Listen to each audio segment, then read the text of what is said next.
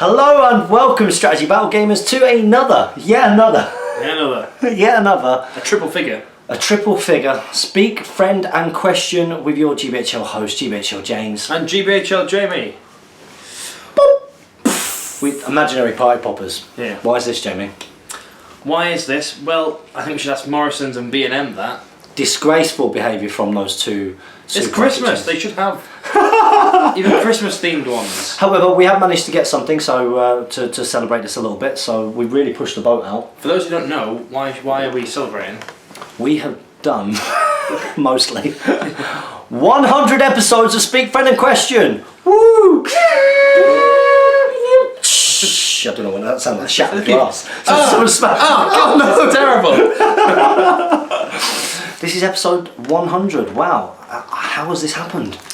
Unbelievable. Thank you so much, everybody.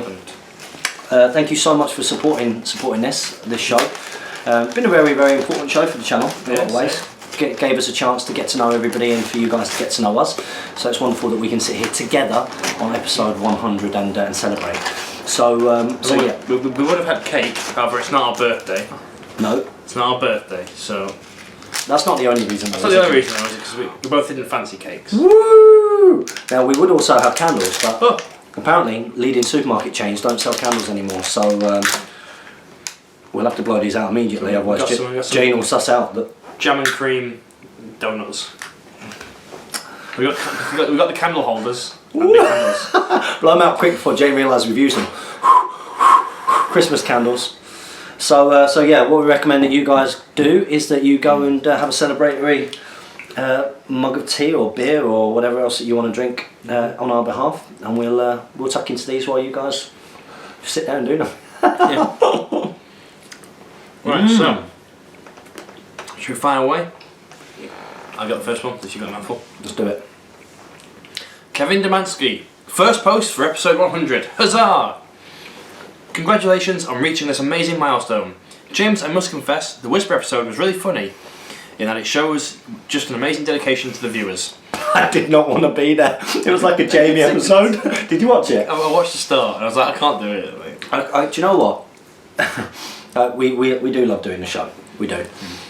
And I think that's one of the reasons why this has survived, is that without fail, one of us has made sure that this has been covered. Yeah. Or like, if disaster happens, we get the content up regardless. So I think episode 99 was an example of that.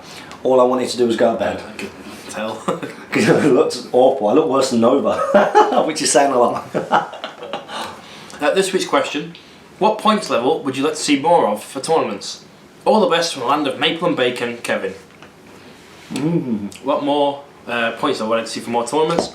Let's see more around the mid-level, the 500, 600 points. You would miss that, like initially with the league, there were a lot of 500 point tournaments. Then it started creeping a little bit because we started getting more people in, more experience. Now I think there's been a massive shift at going to the top end. And we've seen that, we discussed it a little bit, we've seen that, I mean, for the league opener Ripon, it's a huge 1,000 demand. points, yeah. 2 armies, is it 1,000 points or just one army? Just one army for 1,000 points, but the league final, 750 points, but 2 armies. Yeah, it's only... For an entry-level player, it's a big ask to hit those points levels. It's why I think the 800 point Sterling, because we now have 800 points, 750, 1,000. We saw 2 Saurons with the ring. Yeah.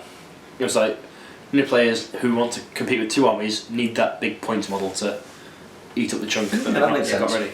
That makes sense. There's a reason for seeing them there. Also really, really good fun. Yes, yeah. Really, really good fun. I would like to see more around that 5 because I like 500 points. Quite good for me. Quite good for you as well, isn't it? Well, it was. It was good for me. Things changed. Things have changed. Rivendell Knights became more popular. And they went well at 500 points as well. And I can't compete with Rivendell Knights with no one else. No, that's very true. I like 500 points because of the Rohan, 500, 600 points because of Rohan. But I also really like smaller tournaments. I really like the 350 point, 400 point tournaments.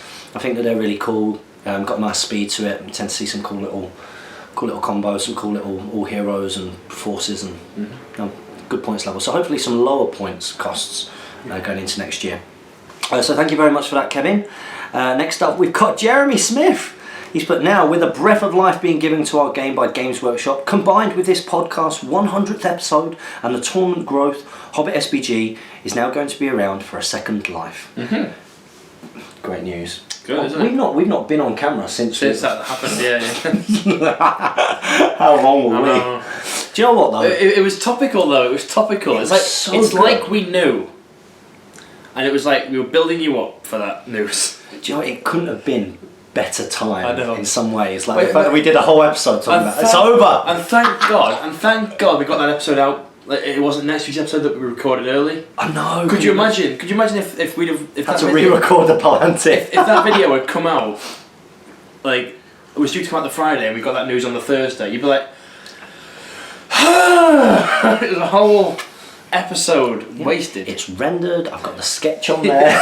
Can you imagine the sketch? What had happened to that? Yeah. And I thought that in advance and did that separate. But yeah.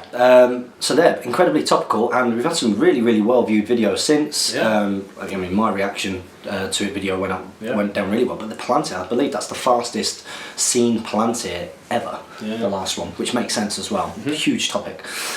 So yeah, we're quite happy to be proved wrong. Yep. Jamie, do you see yourself continuing to play an active part of the community in a few years? Yes. No, it's got second wind now. I'm out.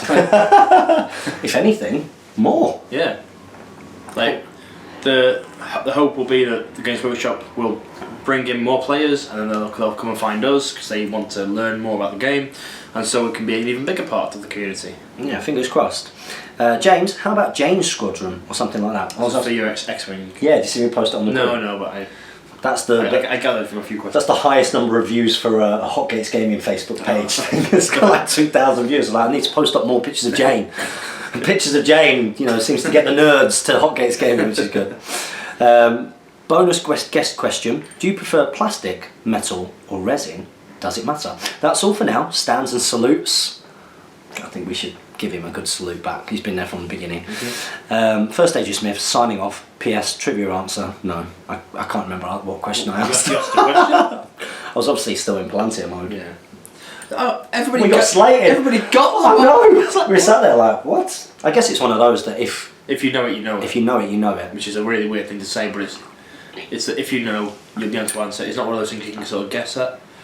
I think maybe because we thought. I mean, your original question was who is Kark. Yeah, I think that would have been better. I think that would. I think I should have stuck with that. I shouldn't have changed it. You only changed it because I was like, people won't know who that is. People won't know who that is, and I think that the other question then gave clues led on to it, like who was Kark the Raven's father? We got slated. Me for giving too many questions. Yeah. Me for giving it too easy. Yeah. What can we say? We don't do the show all the time. First time as those. So, do you prefer plastics, metal, or resin? Does it matter? I don't really have a preference. I'm not one of those modelers who's like, I'll only buy resin miniatures. I'm the same as you. I think gaming, I prefer to play with metal because they're a bit heavier. Painting, I prefer to paint resin or plastic. That's about it, really. Like I like metal on the tabletop because it's heavier and it feels like when you move it, it's got purpose. And it's less likely to get nudged around, but for paint, and it's less likely to chip, which is more the reason why I like plastic and resin. Yeah, that's my main issue with metal models is when you paint them, any kind of chipping and wear and tear can be very, very frustrating if you spend a lot of time on a miniature. What's really interesting as well is it depends company to company. So it's something that I found with the Guild Ball stuff quite recently is that I found that the metal miniatures are great. But some of them got quite a bit of scorching, and because there's some small contact points, it makes them a little bit more difficult to put together. That's why resin. But the resin is fantastic. Yeah, that's from Prodos Games.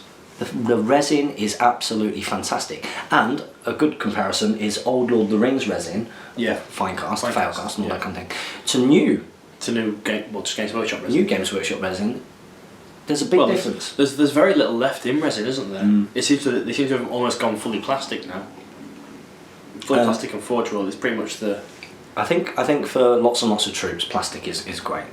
Because they're just so versatile for conversions, easy to paint. You're not getting the chip in. It's good all round, and especially with a big company like Games Workshop doing it, who can afford these fantastic molds and whatever they're called. Then the quality of Games Workshop plastics are something else. They really are. So thank you very much, Jeremy Smith. Great question on episode 100. Next up, we have the War. He says, huge thank you for your dedication to the channel, good sir. Outstanding for doing the Whisper Speak Friendly question episode. This week, question 1. Fresh off a fantastic doubles tournament we arranged that saw a decent sized crowd of 16 players, I noticed that monsters are finally making an appearance in our local meta. Yeah, because they're good again. Yeah. But a few tables had issues with the brutal power attack hurl. Can you just go over this rule for their benefit, perhaps illustrated with some miniatures? Well, there'll be no miniatures. No, there won't be any miniatures. Because this is our sit and talk. Yeah, we don't plan this. If anybody thinks that we plan this, you are deluded. We just open up the laptop and crack on.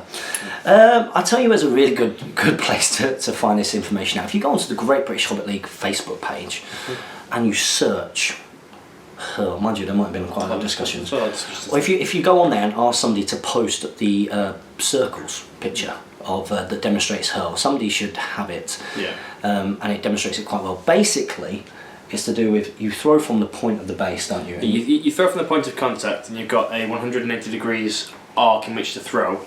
So you can't. What would used to happen is you pick a model up and you throw it in a direction, anywhere from your base.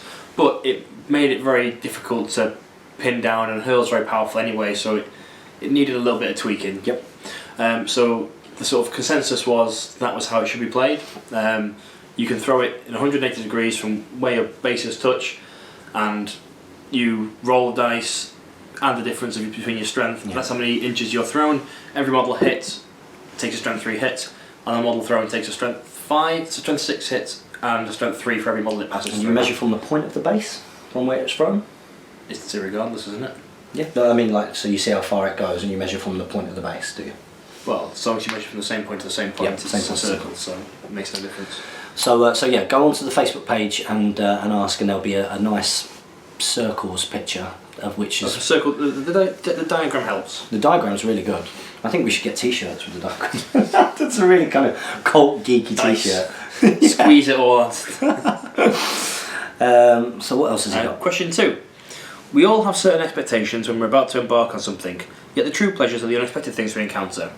What are some of your unexpected pleasures that came from doing the GBHL channel that you never thought would be there when you first started out? Many thanks. Has to be going to America. That's the that's the standout one. That's definitely a standout. I think that's the easy answer. The easy answer is when I don't think we even realised it was happening until it was happening. Until we were on the plane. It's like, this isn't happening. This is weird. We landed, met them. This is not happening. It was insane, and it was insanely good as an experience to think that, you know, me and you standing in front of the camera there, we're going to teach him some stuff, and from that moment, from then onwards. I've noticed Jay Finnegan uses that as well now. Teach him some stuff. Does he? He says that. He says a lot of our things. Yeah, he does. Plagiarism. Jay Finnegan is for winners. That is right. We love that guy. I think probably one of the unexpected pleasures, as it were, that came from it is the number of friends I've made through this. Yeah. I realised that I was going through my Facebook page the other day, and after leaving Legoland after a while, I sort of deleted all the old ex-work colleagues that I was never going to really meet again, basically. And then I realised that my Facebook is full of nerds. Yep. Like, I was like, I met him at a tournament, so I accepted his friend request, but like, I'm more likely to see him than I am someone who lives down the road, just because we will end up going to a tournament together. So absolutely agree with that. If you look through my private messages, geek, normal person, geek, client, geek, client. It's what it's like. It's great. So I have a new circle of friends, of which I feel very, lucky to have had the opportunity to meet so many fine hobbits.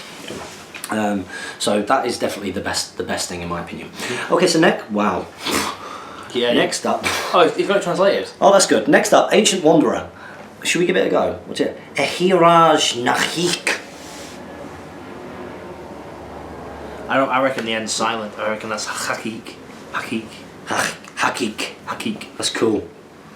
This is my first post. Ehiraj Hakik. We like it. Ancient Wanderer, it means, apparently. Not sure in what language. Let us know next week, because now you are in the loop. Yeah. This is my first post. Well, there you go. He's in the loop. What does that mean, Jamie? He has to answer or ask a question every week. Every single week for another 100 episodes minimum. And it better be answered on episode 100. We answer all of the questions to our best of our ability. Are we ever going to see Bouloigne's company again? Thanks. Well, I have been thinking of this. Oh! And maybe, I'm half tempted. I've been throwing the idea around in my head for the final Battle Companies episode. So, like, obviously, we've got our idea of what's going to happen, but also to have them just fighting still going, like their fight will continue across the... It'd be quite cool to link it in some way, and then also to give the subscribers something to look forward to. Let's take that away from Jamie. Originally, for the Battle Companies, I had them written out like the story paths they go down, and depending on whether they win or lost games, what story they play next. And there was one where I think it was I assumed you were playing Rohirrim. The Rohirrim company met up with Boulogne, and I think it was my company met up with whatever goblin it was that was alive at the end. Nilgib? Nilbig or Gilbin, I don't know. Gilbin? Can anybody remember? There we go. That's a good bit of trivia. Yeah, without checking. Without checking. I think I've got it saved on my computer because I got the stats again because I watched the final episode to get. It's a surviving goblin's name. Yeah. No research allowed. Now that is a tough one. And that is this week's trivia section. You can't steal that. That's theirs. You can't steal that.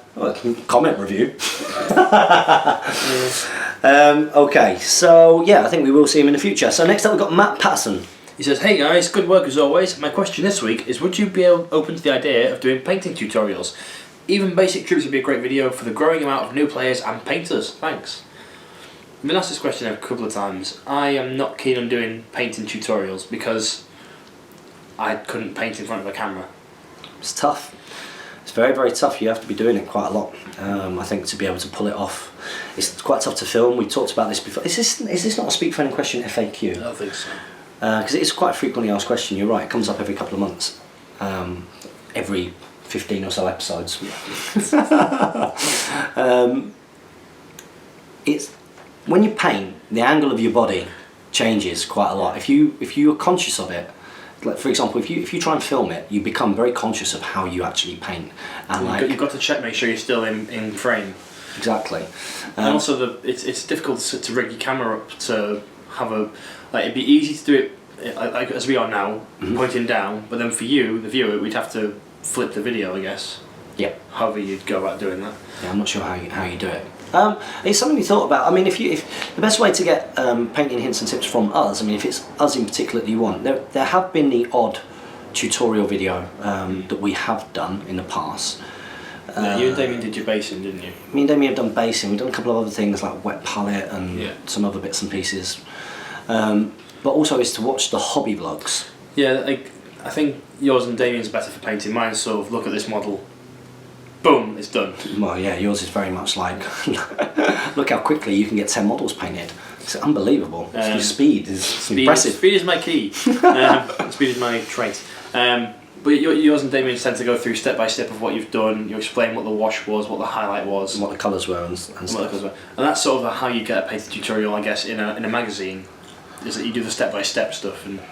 I mean, maybe if there's a huge demand for it, comment below. It's something that we can definitely look into. It is tough to do. It is tough to do. And it'd be tough to do something regularly. It'd almost be like you'd have to do quite a lot of them in one go. I mean, if I was doing it, I would probably work more along the lines of, look, this is how I paint a red. Yeah. That, rather than this is how I paint a miniature. It wouldn't be like, watch me paint a rider of Rohan. Yeah. It would be, this is how I paint a green cloak. This is how I paint a face and skin. This is how I paint armour. I guess they would be quite easy to do. That'd be doable. But again, I think the trickiest thing is how to ring the camera up. Yes. Because you can't really have it coming over your head because you can never check what's on the camera. You need it there, and that's tough because it means that you're painting around it. Yeah, you've got to. And you've got to be very aware of. Yeah, it's tough. It's awkward. But do remember, there are lots of tubies out there, lots of YouTubers who do great painting tutorials. Even the Games Workshop official one is really good. Yeah. The guy on it is really good. I guess you'd need like a mini cam, wouldn't you? Like a proper, or a very good webcam. You know, like a book or something in front of you. Yep. Prop it up, face it down, and just paint in front something of smaller than even what we use here. Yeah. But very, very good question. I hope that gives you a few answers there, Matt Patterson. So next up we've got Pascal Wibber. He's but hey, For the next tournament year, wow, you dodged that. Hey, for the next tournament year, I plan to field a new army, and I want to find something that is not played so often. So I'd really like to play a Minas Morgul theme, just with the raids, Black Númenóreans all causing terror. I think it would be so much fun to play, and maybe quite effective as well. My first plan is a 700-point army list. Undying on Fellbeast, 7 Black Númenóreans, a Spectre, and 1 Morgul Knight. The Dark Marshal on horse for banner, no spears. Same units as Warband 1. Another named Wraith on horse, Shadow Lord against elves, Twin Lake for being really annoying, or Tainted because he's a really cool model, 6 Black Númenóreans and 1 Morgul Knight. Total, just 28 models, but all causing terror, so most armies can't use their numbers. I think the biggest problem with this type of army is very low damage potential, because I just want to stop the big heroes, but making them sub-courage and making them do nothing. I know it's no army for winning tournaments, but do you think it can work? Keep up your great content, and greetings from Germany. Well, thank you very much, Pascal. Hi, Pascal. I think your other named Wraith should be the Witch King, as Minas Morgul is his lair. Yeah. And if you're going for the theme of it, he fits in better than anyone else. Mm-hmm. I would agree with that. I'll tell you what was a really cool Minas Morgul, pretty good actually, Minas Morgul army was LOTR SBG Battles. Yes, yeah. Rob from Denver, Colorado. I love that guy. He's cool. He was cool, yeah. He's a cool guy, and his Minas Morgul themed army. That's awesome. And it was chaff. He had the Witch King on Fellbeast, and it was pretty maxed out. With the crown as well, wasn't it? Yeah, Crown of Morgul. That's how to do it if you're going to go for your theme. Mm-hmm. He had 1 Shaman, and he had just loads of captains. He had some Black Númenóreans, and then just loads of orcs. Like lots of Morannon orcs and lots of orcs. Wonderful display board, beautiful painted army, and my goodness gracious me, a lot of defense 6 to try and chop through. Yeah. Which was very, very, very tough for a good army. That was a cool army. That was very cool, very well painted as well. Did he won Best Painted, didn't he? Yes, he did, yeah. We love you, Rob. Try and come down next year. Bring your crew. That'd be really nice. Bring your crew. Bring your crew. Like a dance crew. I think you're going to struggle with your low numbers there, buddy. But yeah, Minas Morgul army, I just think loads of orcs, Witch King. Yeah. I mean, if this is the theme you're going for, then by all means, Undying on Fellbeast, probably, I'm not sure who's the best choice there. I mean, the Marshal will affect more on the Fellbeast and is naturally fight 6, but has a limit of 12 combats in him. And so just the Undying can keep going for longer. Interesting. It's tough. But yeah, you don't tend to see many sort of orc chaff armies out there. No. So maybe go for something along those lines, really go for all-out theme. And it'll probably do better for you as well in the scenarios. Yeah. So good luck with that, Pascal. And look forward to your comment next week. We've got Andreas, the Norwegian Viking. We love this guy. He says, first off, congratulations on your 100th episode. Thank you very much. Thank you for being here. He played a tournament this week, and in one game, his Taskmaster managed to give out 23 heroic actions. Well, I would have been checking your dice. Yeah, that's crazy. Obviously, the game was a bit one-sided, but great fun to see him whipping the boys about. That is crazy. They're very good, aren't they, Taskmasters? Yeah. Very, very good. Imagine having that could rack up quite quickly if you had 4 captains in front of him, all calling heroic combats. Wow. That would be really good. Crazy. And then he's put Red Leader's better half name for the X-Wing series. Yeah. I'll tell you what, I think my favourite one so far was was it Spouse Wars? Spouse Wars, good. The Wife Strikes Back or something like that. Yeah, that's good. That's quite cool. I think Dave Fredericks might have said Spouse Wars. So thank you very much, Andreas, and look forward to meeting you next year. Yeah. We got Al Wood next, our friend down in the Midlands, down in Birmingham, I believe. You demand, James, getting content out for us. Like you probably just wanted to go up to Wooden Hill to bed. Well, it's a problem of my own doing, to be fair. We couldn't meet on Thursday. We were due to meet on Thursday. We couldn't meet, and then I was like, yeah, I'll do it. Like, you don't need to do it with James. Probably why you did the Frozen, because you were going to do Speak on a Question with James Bond. Yeah. I was like, no, I promised that I would do it. I promised I'll do it, so I'll get it done. And they didn't get it done, so my fault. Congratulations on the 100th Speak Friend in Question, and thanks so much for all your efforts, J&J.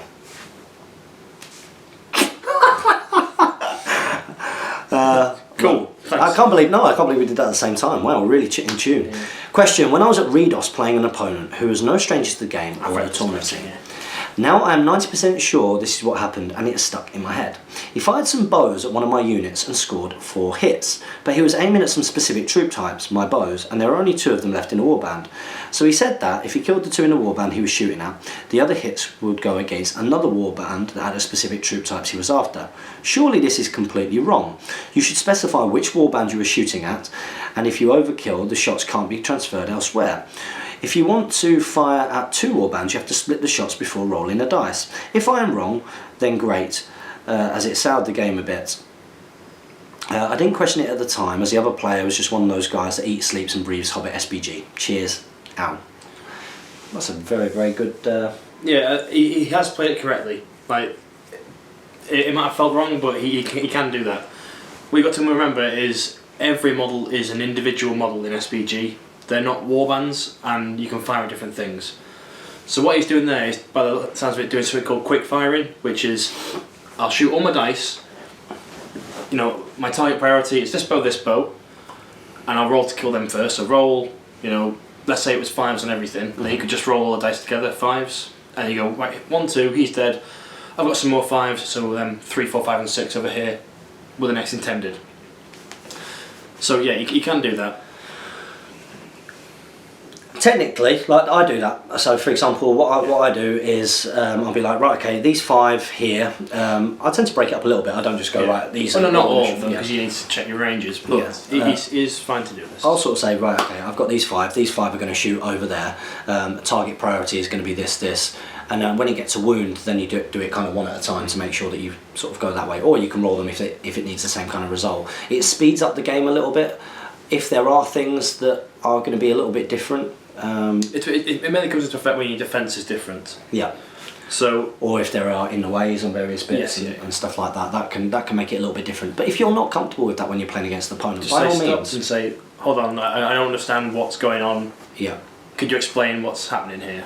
Yeah, just make sure that you have a chat with your opponent. I mean, I will check with my opponent when I'm doing that and say, right, okay, these guys, they're going to shoot at that group and I'm going to prioritise like this. And it just speeds up the game a little bit, so you're not going, okay, this guy is going to shoot there, and then, you know, if he misses, you're then having to do the next guy shooting at there, the next guy shooting at there. So yeah, it can be done. I'm sorry that soured that game for you. Okay, so next up we have Jürgen Jorvik. Jorvik, yeah. He says, after finally completing watching all the Speak Friendly questions, it's time for my first question. Wow, you've watched 100 episodes of us, and that's our on. Good man. Whew, that's good work catching up. Question. If we get a new starter box, like the Unexpected Journey box, Mines of Moria, etc., what models would you like to see in the box? Like troops, heroes and monsters, and are there any rules you would like to see changed? What do I think we will get? I think that we will get a standalone Battle of 5 Armies? Possibly, yeah. I think we'll get a standalone Battle of 5 Armies game that will be a game in its own right that you can then use those models for SBG rules if you want to. Like they're doing with Betrayal of Calf and Space Hulk and others. I think it'd be really cool if we get something Lake Towny, because the Lake Town terrain was made, and obviously it would have been made in plastic production, so if we could get them, that would be immense. Yeah, maybe a box set game that was at Lake Town that followed that scene in the movie with Legolas. You could do with Legolas, Bolg, Tauriel and the little heroes. Bolg, you could get those Gundabad orcs that that look a little bit more like Bolg and Azog. Yeah. The sort of pale orc kind of style. Get some of those in there. Yeah, that would be really cool. That would be cool. But I think mainly a kind of Battle of 5 Armies one will be next. But it's going to be really interesting to see where it goes. Yep, even the use of language, Middle Earth. I'm sure if you go back to the episodes I call very early on, and have done for a long time, Middle Earth strategy battle game, to encompass the world rather than the films. Because they've had the license for doing things that are separate from the movies, from the books, for a very, very long time. We've had that since the 80s, haven't we? So, well, before then. So yeah. So that was the first part of it, wasn't it? Any rules that we'd like to change? Throwing weapons. If it's a standalone game, it's not going to affect the SBG rules, but I still would like to see thrown weapons have their move and shoot penalty removed. Yeah. Then they'd be worth taking. I think. And we see the return of the Corsair spam army. You have Corsair front and back rank, all with thrown weapons.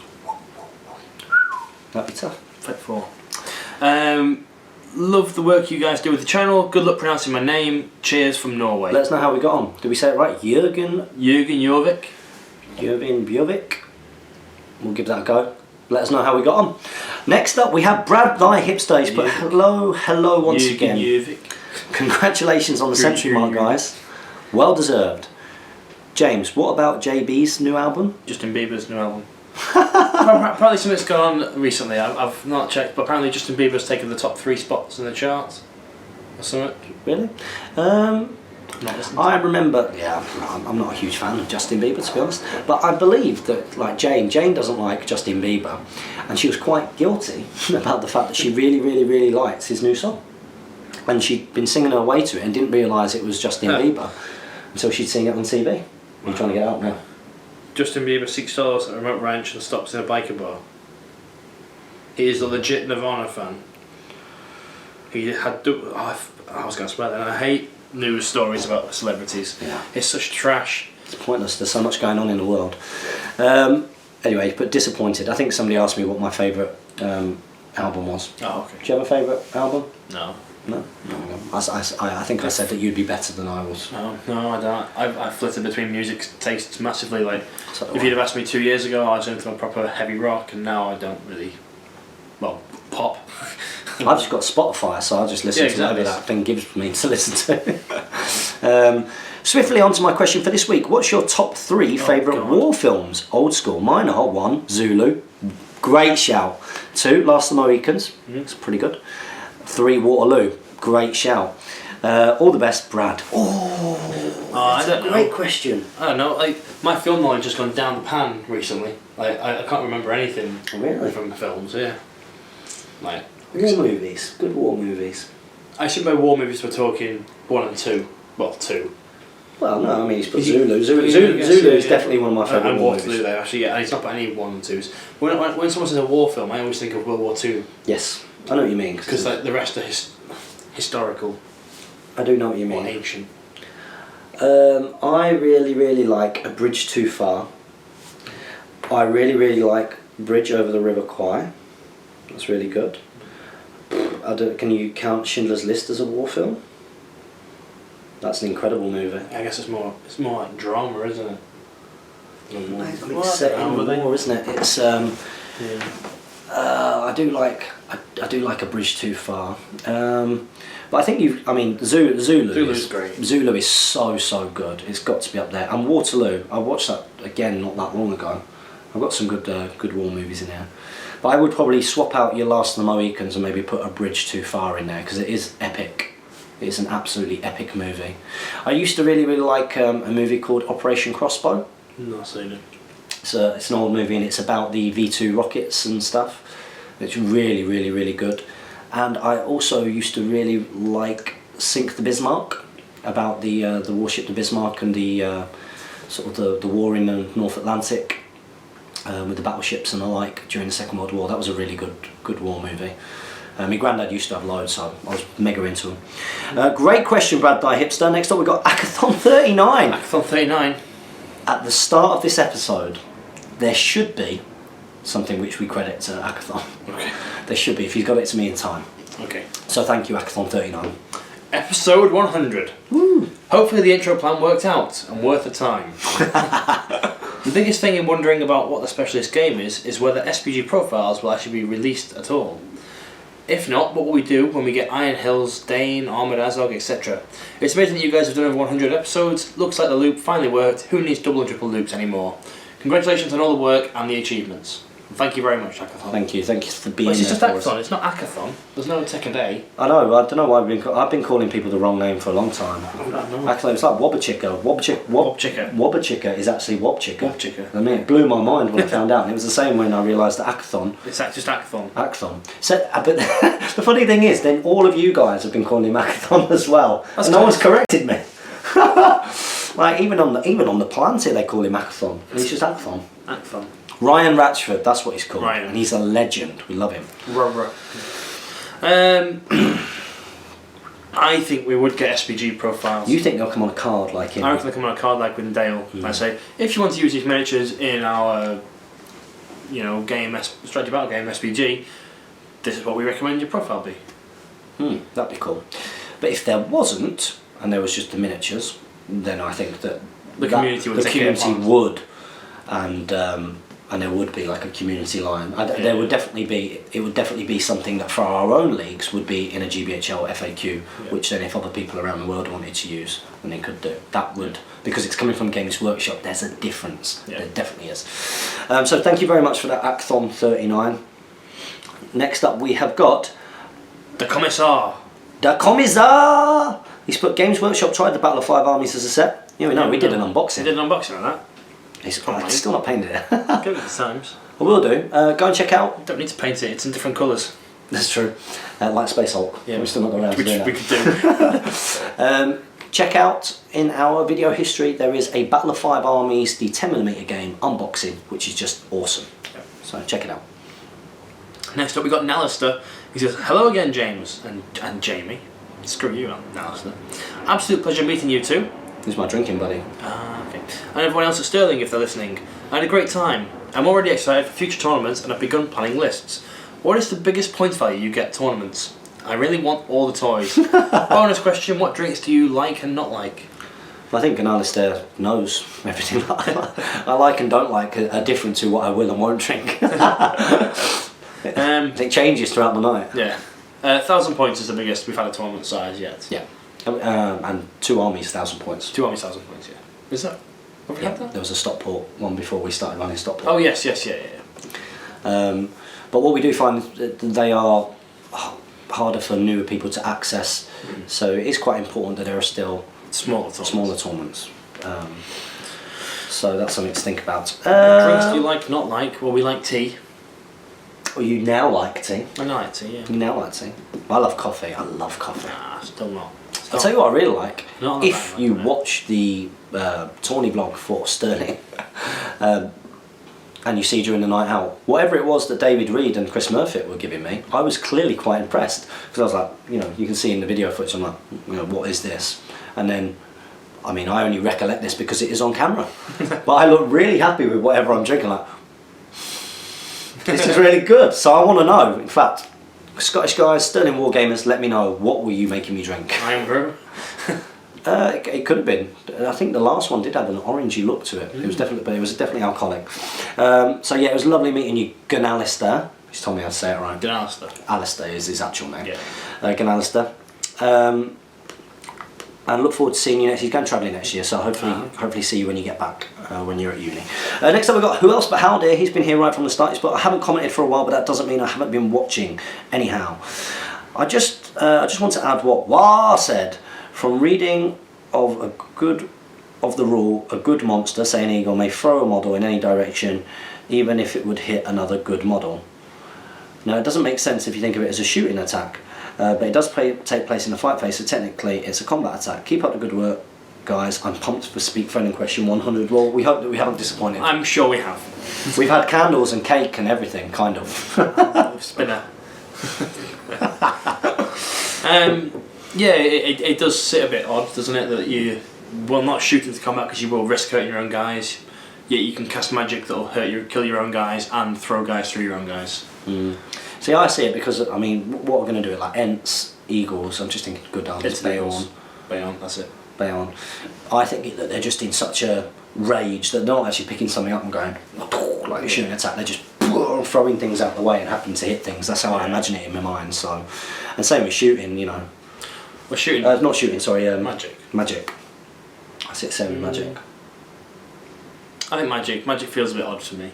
The wizards just blasting. The wizard, yeah, that's what I mean. Like the wizards would know out of anyone.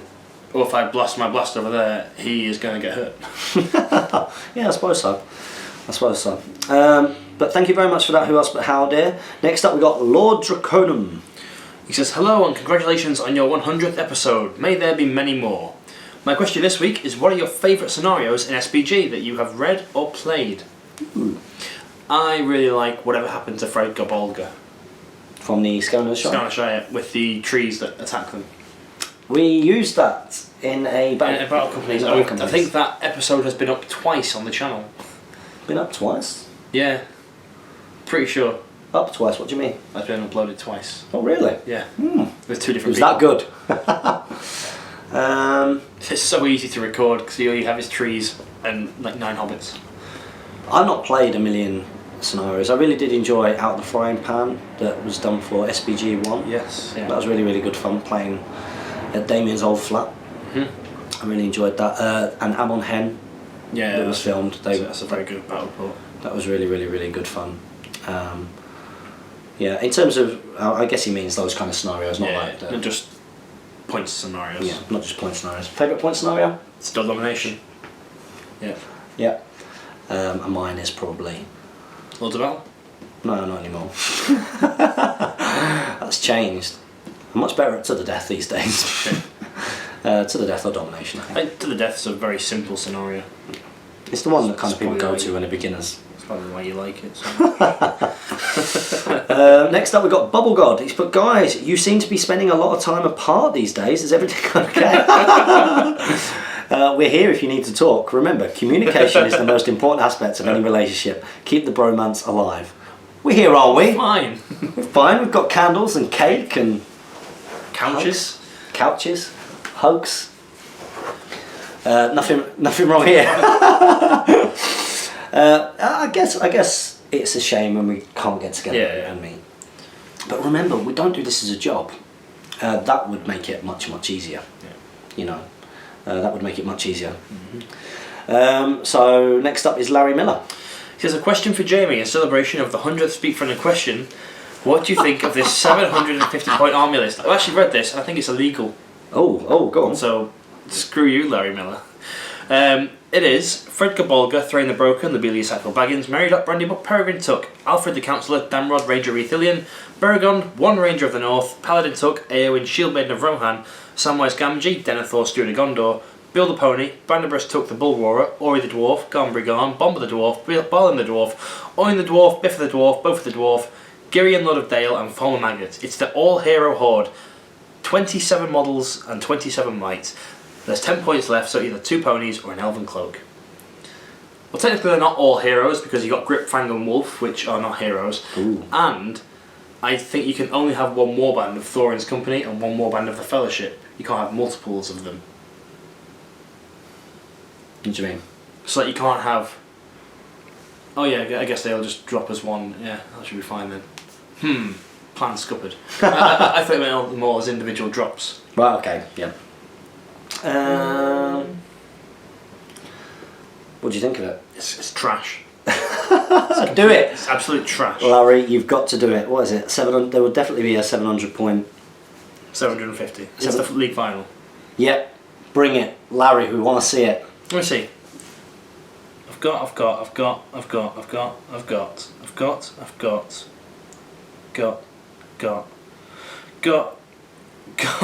No, I don't have Denethor. Oh, sorry. I've got Denethor. Okay. I don't have a Banderbreast Tuck the Bull Roarer. Ian Spiller does. He'll lend it. Why don't you, Ian? I've definitely got Garn. Yeah, I could do that. I'd need the Dwarves and Girion. Let's make it happen. And make it happen, subscribers. That's what Jamie's going to take to the league final. 2 ponies, though. Oh, well, God, what are the 2 ponies you've got? I'll give it to Biff and Bofa. Some punch! Or give Girion a bow. Yeah. And that's it. Thank you very much for that, Larry. That was well thought out. It's a terrible, terrible list.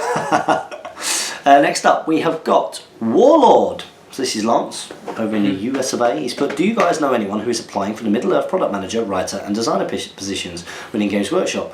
I'd be curious to see if anyone who plays in the GBHL tournament circuit has a shot. Well, I think we know some people who are thinking of applying, but I think for their best interests, we won't name names. But yes, people from the community are going for it. Yeah. Quite a few. Yes, yeah. Quite a few, and wouldn't that be absolutely amazing?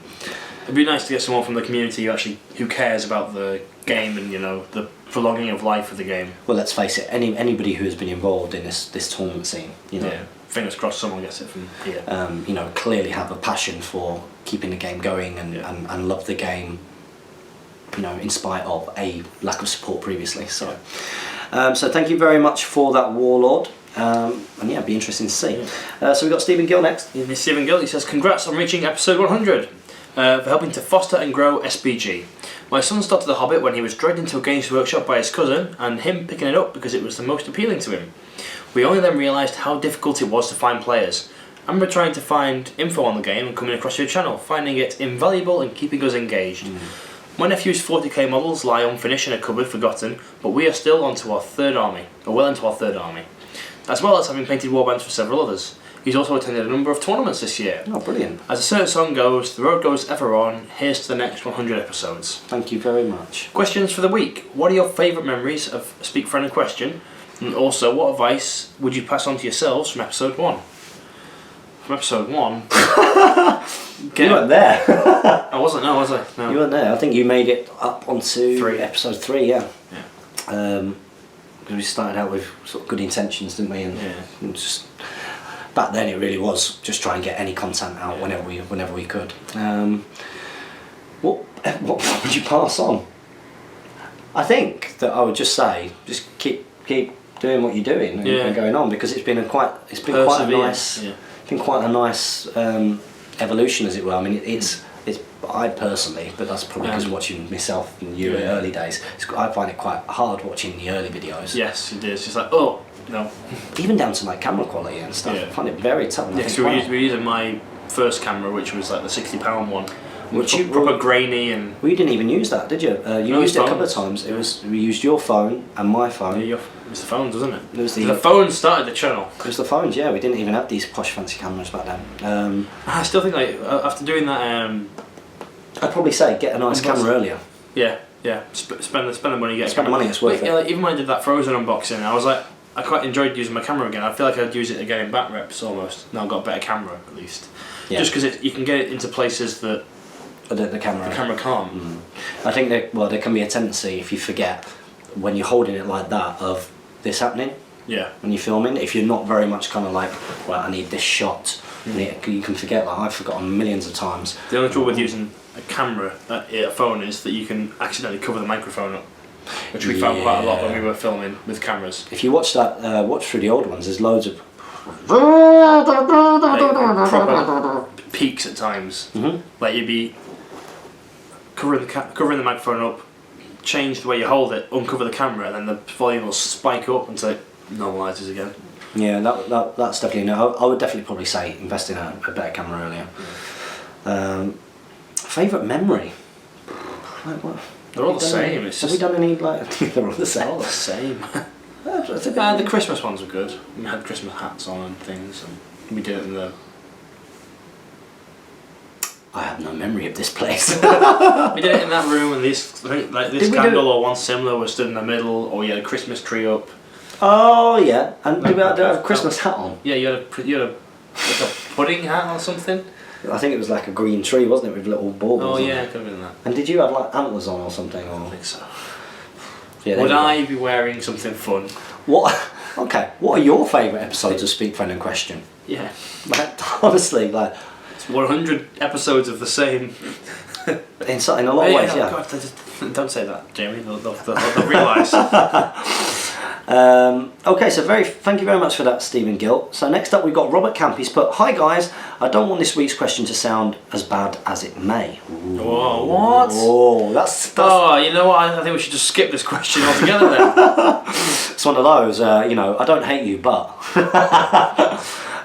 in regards to the specialist gaming store Games Workshop are going to open, it is fantastic. It's great that they are recognising there may be a market for out of production games. However, going from your opinions, I'm struggling to see how this is good for our game. If they do make these new products in a game-based format, how does it help SBG? Surely it doesn't. Again, I believe it's all great news for gamers everywhere. These are just my opinions from everything I've heard. Also, have to say that your Guild Ball content has made me explore a little more, and now I want to really start playing this as well. Thanks guys, you should, it's a great game. It's a good game. It's a really good game. I think if Lord of the Rings were to die out, there'd be a very simple transition from Lord of the Rings players to Guild Ball who want to be competitive anyway. Yeah, I think in some ways, it's the low, especially when you start playing it a bit. Like when you have 2 or 3 games and you're in a night and you get on a roll and you get your head around it, and it's a very good game. Models are lovely. I think it's very different to SBG. Yeah, it is very different. And I think a lot of people who like SBG like it because of Middle Earth. There are a lot of Middle Earth lovers, not just war gamers. But that being said, very good. Let us know what team you're getting. Hope I have not put too much of a down on it. Oh, definitely not. It's just an opinion. Once again, guys, keep up the good work and keep going. Keep giving us more fantastic content. Well, thank you very much, Robert Camp. So the questions: how is it good for the game? In my opinion, more miniatures being produced officially in our universe. That's me rounding up. For me, it is you bring new people into the whatever game system they release, whether it is more expansions for our game or a standalone. They'll play that game. Games Workshop make good games or box games. They'll enjoy that. Maybe they'll want to play. They could even have a slip in there say, "Enjoy this game. Try out this." Yeah. And then from that, people go onto internet and type it in, and a YouTube video pops up. Of Mr. Harrison showing off his Hunter Orc army. Yeah. I think if you type in GBHL podcast, that's the one that comes up top for some reason. Oh, is it? I think so. I think so. If you type it in. I don't want to lose the questions. No, let's do it. Max. YouTube. Oh, YouTube, I think that. Google. I'll check Google, you check YouTube. It's not Google. If you type in GBHL podcast, I think that's the one. GBHL podcast. I like that YouTube now recognises us. When you type in GBHL, it drops down a couple of options. Tom's Azog Hunter's Army Showcase. Then the Arena of Champions Battle Report comes up. Then GBHL James's top 10. Wow. You've taken that place now. That was me for a while. It was. How's that? I say, when you type in GBHL podcast on Google, your video is the top one. That's terrible. It's an awful video. I don't want that one to be worth. Oh, what's this? Fallen Realms Week is Hobbit. The unboxings come up. Yeah. What happened to GBHL James? Scouring a Stirlingshire. Wow. That's a quick one. I guess it's because of a new release. These are cool. A Mordheim vlog. vlog. Ones. Lots of hobby vlog. Mordheim vlog comes the up. vlogs are popping up more so than anything else. That's good. Interesting. Very interesting. Like you say, new players, models for the system. I mean, any system needs new players. You need new releases because something we talked that James Braun and I talked about on the way back that was on the video that was unfortunately going to be left deleted because the camera was on the car dashboard, and when I checked back the footage, it's just with such a shame. Our voice in the background. It was annoying. But something we talked about is games continue to do well. Like it's comparable with the computer game markets, especially in arena games like League of Legends and Dota and whatnot. Is they remain attractive games because they change. Yeah. You add new champions in. You add changes to rules. So the meta is constantly evolving. So you don't get stuck in the same rinse and repeat gameplay. Yep. Which happened to the Hobbit when we got the Hobbit rule set because suddenly shooting changed, monsters changed. And special strikes are in there, and the new heroics. So the meta of the game changed through that. Now we're what, a couple of years, 4 years, is it? 2 years, just 2 years, isn't it? 2 years down the line, and the meta's starting to settle again. Without new models changing it up, there's not going to be a change in the meta, which is where the game can get a bit stale, and that's where you get a drop off. So with new models being released, new people coming into the game. Hopefully we'll see a change in the meta a little bit, so hopefully something will come out that does skew the game. I know what you mean, yeah. I think one thing that kind of offsets that a little bit with our community, because the community has had to be very sort of tournament orientated to bring people together and play, is the tournament organisers, wherever they are. And the scenarios. There's so many different twists, new scenarios coming up, popping up, even the order, the way that you have to build armies, and of course all of these things put a big emphasis on the change of what you bring. Yeah. So we don't get standard. If it was the standard 1 to 6 at every tournament. Yeah. If it was like fantasy, where you have a match, just a kill essentially, your mathematicians would work out what the most statistically and points efficient army is, and that army would be the one that plays best. Yeah, exactly. So we do have that as an advantage, but I absolutely agree with you. It's just going to keep that kind of spicing it up. I mean, look how the monster rules massively changed everything. The shooting rules have massively changed everything. Even things like a lot of the new releases, like Rivendell Knights coming in, there's been a big change. The Goblin King, Goblins. Goblin King. It's a huge change in what people bring. So yeah, it is good news. Trust us, Robert. Next up, we got Mark Furness's 19 Mark F91. He says, "Hey guys, congratulations on 100 episodes of Speak Friend and Question. I'm guessing you've all seen the extended edition of the Hobbit movies now? No, not yet. We did notice in Morrison's they had the trilogy of extended editions on sale for £38. Well, I still don't think that this has happened.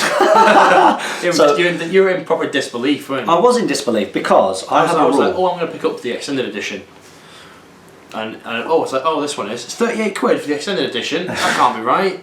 Oh, it's all three. I don't believe it.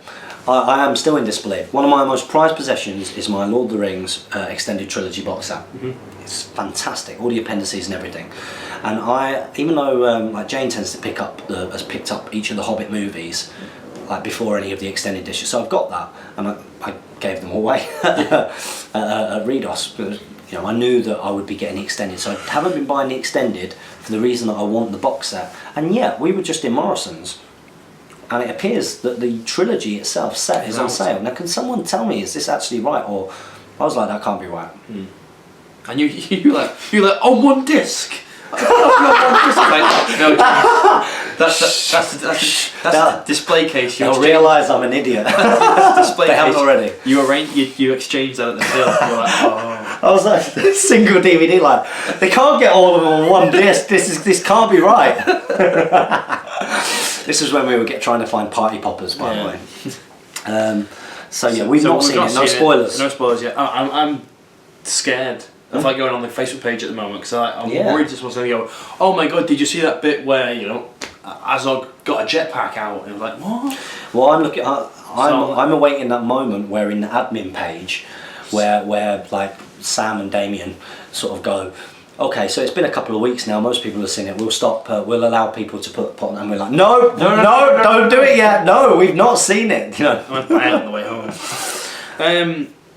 I admit it's a hard one. Oh, sorry. I admit it's hard to think of them all off the top of your head. Oh, well, we've not seen it, so we can't actually answer any of your question. Thanks, guys, and happy strategy battle gaming. We not seen the extended. I do know though that the Palantir is doing a very special edition, which you should definitely watch. We can't watch that.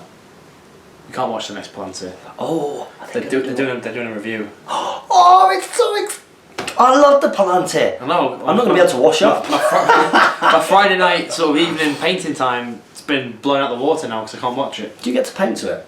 Yeah. I wash up to it. It's I'm there washing things up, doing my own little Palantir, evil Saruman face. Sorry, we can't answer that question, Mark. So we've got wow. And look at that, it's coming in under an hour. Oh, that's good. Just about. Well, hit refresh as well in case anyone's added any in. Yeah, good point. Refresh, because we do have notifications up now. Oh, it's Disney. I was worried it was going to be me. See, we go. Oh no, it's out of order. It's bang out of order. No, it's the last one. There we go. So if you haven't asked a question by 4:41 in the evening on Thursday, then we can't answer your questions. Sorry. Ask it next week. We've got Mark Bebe. He's put Morton and I, Team Denmark, smiley face, are running a tournament in February 2016. Ooh. Best of luck, guys.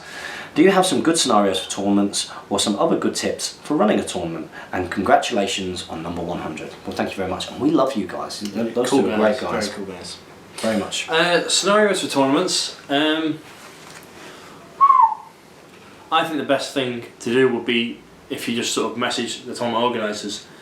I've been thinking this for a while. We should on the league Facebook page have a sort of subfolder in the files document, if it's possible, that has all the pre-existing variations. Yeah, I think so. So that any tournament organiser can go, I don't want the normal 6. We were going to do it, weren't we? It was going to be something that was going to be done not that long ago because I was going to put in the FAQ for Challenge of Champions, sorry. Because of course there is a bit of ambiguity between what's intended, how it's written, and how it should be played, and how it has been played differently at different places. Custom scenarios are always a good idea.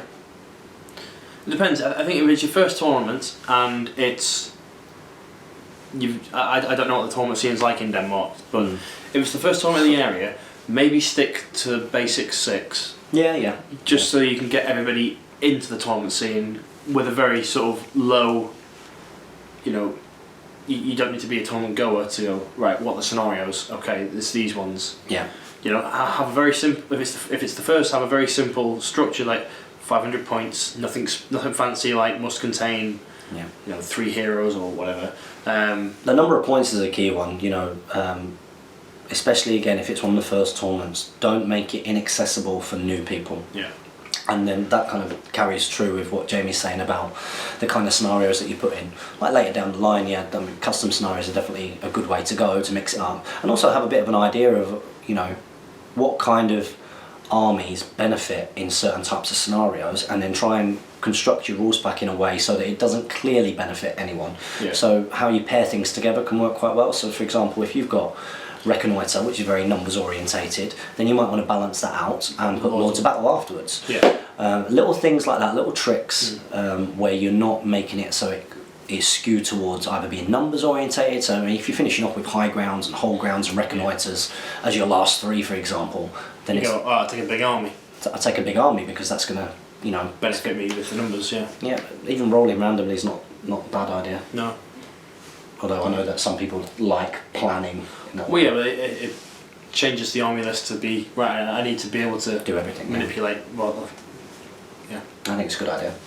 And in terms of other advice for running a tournament, good spreadsheet. Yeah. Work out how you round pairings and do it. Run a test tournament in your spreadsheet or whatever you're using, so that you can figure out where your areas that go wrong might be, where your challenges might pop up. Okay. Timings for rounds, keep them sort of roughly like an hour and a half if you're running a small event, 2 hours for sort of like up to probably about 700, and then 2.5 for higher than that. Don't do dice down. There's nothing more infuriating. No dice down. Dice down doesn't work. Shout out well in advance your times. So yeah, we tend to do it every... It's when you've got an hour left, half an hour, 15, 10, 5. Yeah, as you get closer. Make this your last turn, guys. Yeah.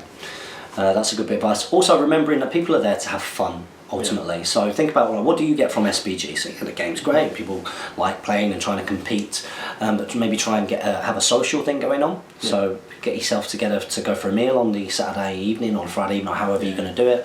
That's always a good thing. And just try and make sure that everyone's having a really good time and playing in the right kind of spirit. How you are about the game should then reflect on how the games are played throughout the day. So your attitude as TOs will then reflect on the enjoyment of everybody. Go around, make sure everyone's okay. Has everyone got a drink? Just little things like that. You having a good time? Oh, that looks like a really good game. Your army's really nice. Even if it's not. No, but just make sure that people feel welcome. Yeah. So you want them to go away and tell their friends about it so that they come next time. And we're looking forward to you guys coming over next year, whether you come over to our Desolation of Stockport in April, which is the 23rd and 24th, or if you come over to Ardacon, of course, which is 22nd and 21st, 22nd and 23rd of October. Look forward to seeing you all there. So that's it. Wow, episode 100 done. Yeah. How's it been for you? Standard, yeah. Pretty standard. Run of the mill. Run of the mill. Thank you so much once again for supporting us and this show. It means the world to us. We love doing this. It is our hobby, and we couldn't do it without you guys staying in the loop and asking questions. We've got 25 this week. Let's try and beat that next week by fulfilling your loop obligations. And don't forget to comment, like, share and subscribe. Support your Hobbit hobby and your Hobbit hosts by clicking the links below. Like us on Facebook, follow us on Twitter. And happy strategy battle gaming, guys. Well done. Smooth.